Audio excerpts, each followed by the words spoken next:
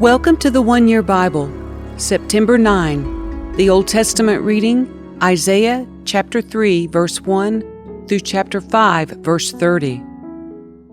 The Lord of heaven's armies, will take away from Jerusalem and Judah everything they depend on, every bit of bread and every drop of water, all their heroes and soldiers, judges and prophets, fortune tellers and elders, army officers and high officials, advisors, skilled sorcerers, and astrologers.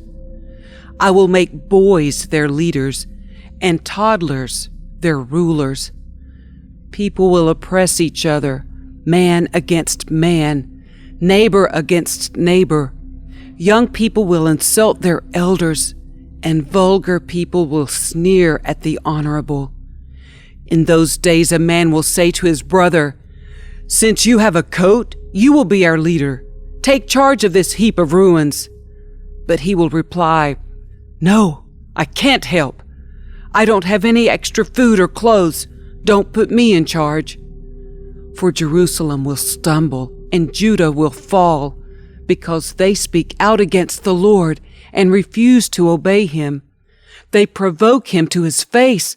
The very look on their faces gives them away. They display their sin like the people of Sodom and don't even try to hide it. They are doomed. They have brought destruction upon themselves. Tell the godly that all will be well for them. They will enjoy the rich reward they have earned. But the wicked are doomed, for they will get exactly what they deserve. Childish leaders oppress my people, and women rule over them. Oh, my people, your leaders mislead you. They send you down the wrong road.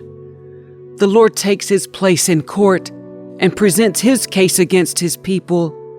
The Lord comes forward to pronounce judgment on the elders and rulers of his people. You have ruined Israel, my vineyard. Your houses are filled with things stolen from the poor.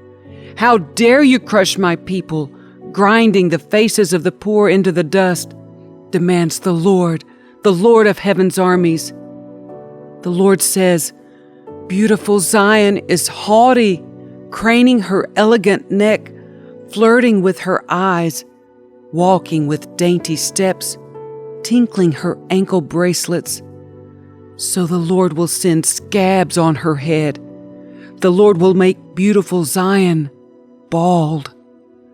On that day of judgment, the Lord will strip away everything that makes her beautiful: ornaments, headbands, crescent necklaces, earrings, bracelets, and veils, scarves, ankle bracelets, sashes, perfumes and charms, rings, jewels, party clothes, gowns, capes, and purses, mirrors, fine linen garments, head ornaments, and shawls.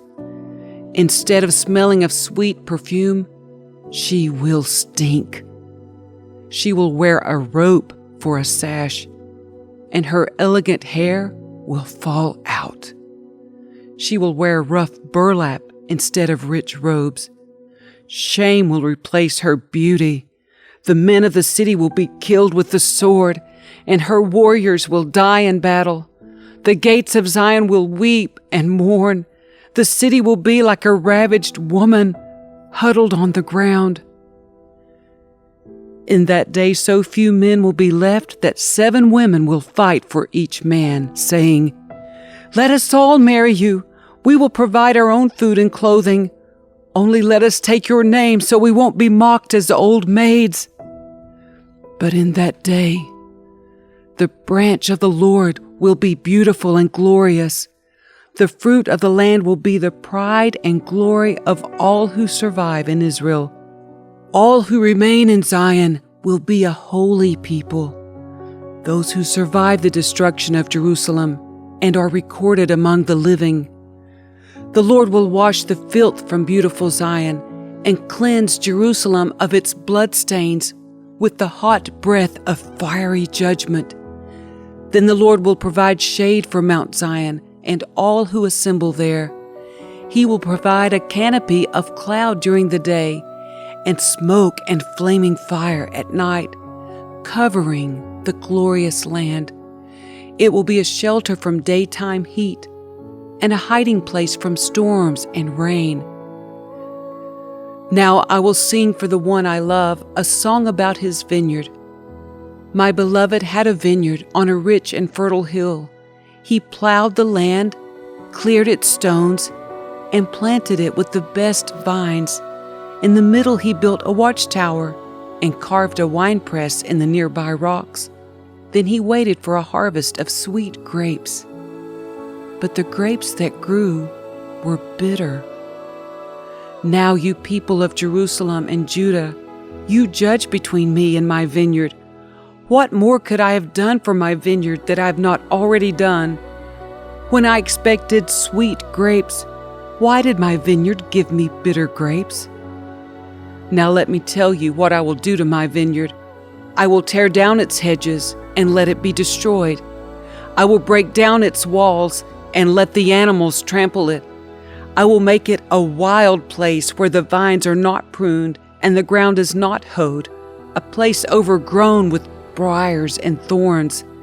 I will command the clouds to drop no rain on it. The nation of Israel is the vineyard of the Lord of heaven's armies.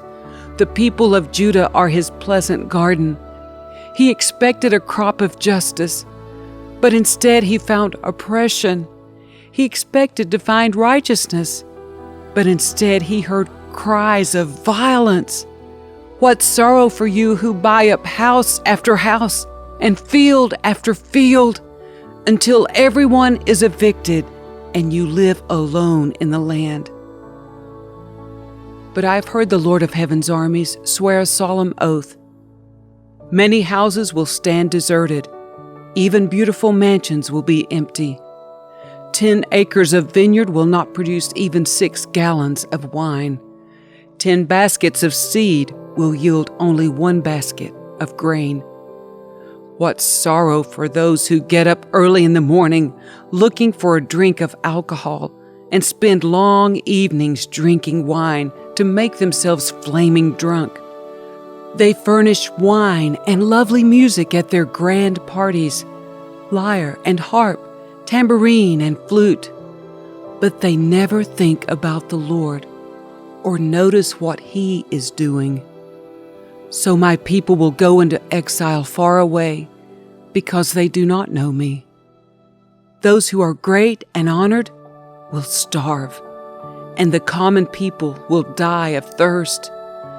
The grave is licking its lips in anticipation, opening its mouth wide. The great and the lowly and all the drunken mob will be swallowed up. Humanity will be destroyed and people brought down. Even the arrogant will lower their eyes in humiliation. But the Lord of heaven's armies will be exalted by His justice. The holiness of God will be displayed by His righteousness. In that day, lambs will find good pastures, and fattened sheep and young goats will feed among the ruins. What sorrow for those who drag their sins behind them with ropes made of lies, who drag wickedness behind them like a cart. They even mock God and say, "Hurry up and do something. We want to see what you can do. Let the Holy One of Israel carry out His plan, for we want to know what it is." What sorrow for those who say that evil is good and good is evil, that dark is light and light is dark, that bitter is sweet and sweet is bitter.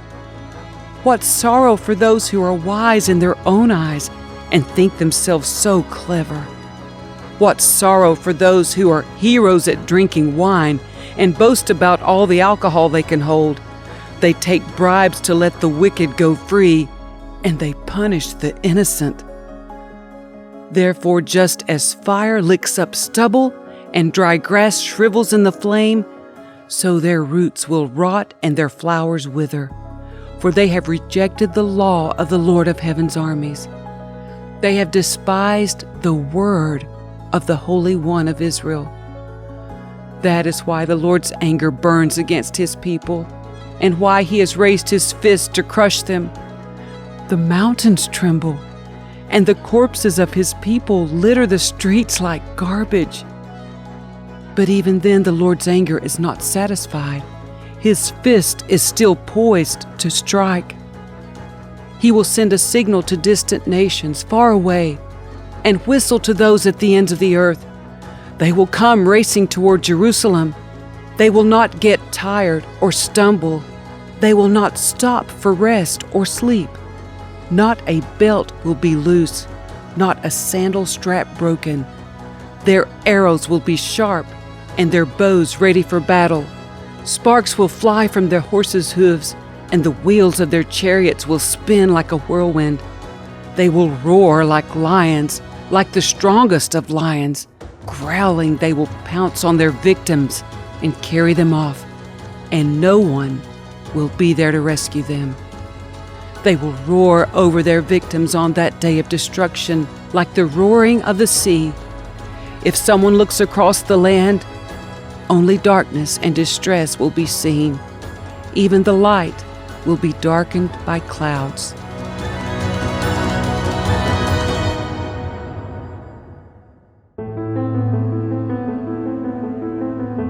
The New Testament reading, 2 Corinthians chapter 11, verses 1 through 15. I hope you will put up with a little more of my foolishness.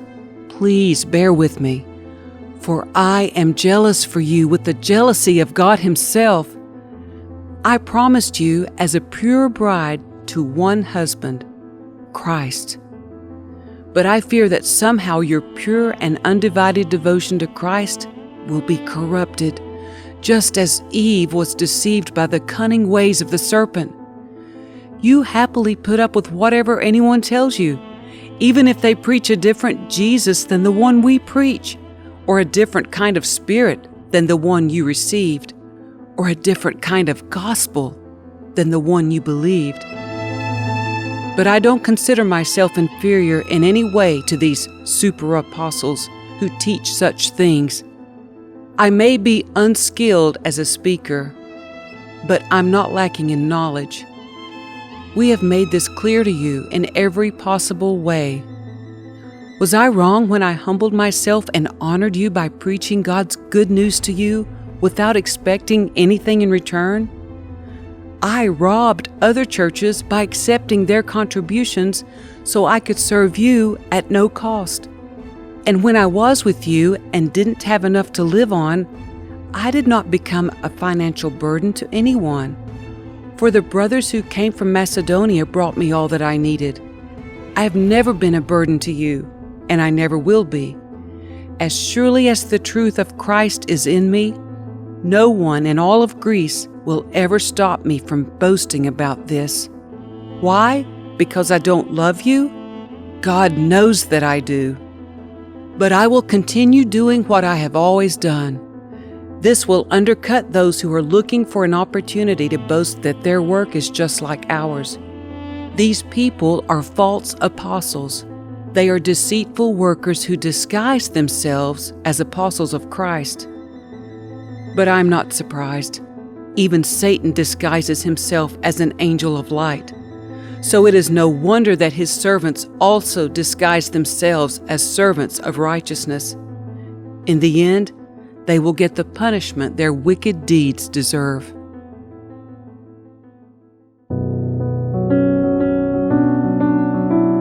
Psalm 53, verses 1 through 6. Only fools say in their hearts, "There is no God."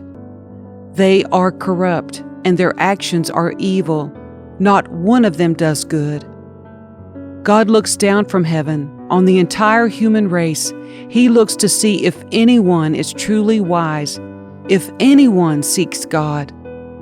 But no, all have turned away. All have become corrupt. No one does good, not a single one. Will those who do evil never learn? They eat up my people like bread, and wouldn't think of praying to God. Terror will grip them, terror like they have never known before. God will scatter the bones of your enemies. You will put them to shame, for God has rejected them. Who will come from Mount Zion to rescue Israel? When God restores His people, Jacob will shout with joy, and Israel will rejoice.